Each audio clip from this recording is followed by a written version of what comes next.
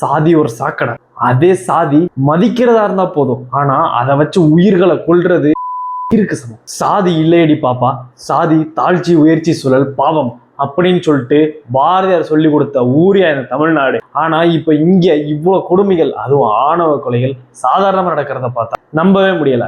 மயிலாடுதுறை டிஸ்ட்ரிக்ட்ல இருக்கிற தரங்கம்பாடி பக்கத்துல இருக்கிற சாத்தாங்குடி அப்படின்ற ஒரு இடத்துலதான் தலித் சமூகத்தை சேர்ந்த பார்த்திபன் அப்படின்ற ஒரு 19 வயசு பையனும், அதே ஊர்ல இருந்த வன்னியர் சமூகத்தை சேர்ந்த ஒரு பொண்ணு பிரியதர்ஷினி அப்படின்ற 16 வயசு பொண்ணு, 2 பேரும் காதலிச்சுட்டு இருந்திருக்காங்க.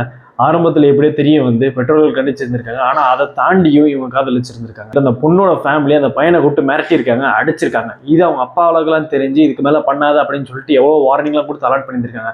ஆனா ஜூன் 30 காலைல பார்க்கும்போது ஒரு தோட்டத்துக்குள்ள கூரைக்கு வீடுக்குள்ள அவங்க 2 பேரும் தூக்கில் விடப்பட்டு கொல்லப்பட்டிருக்காங்க.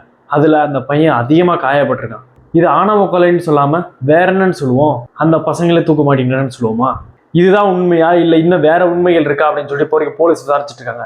இந்தியாவிலேயே நம்ம ஸ்டேட் தமிழ்நாட்டில் மட்டும்தான் அதிக அளவுல ஆணவ படுகொலை நடக்குது.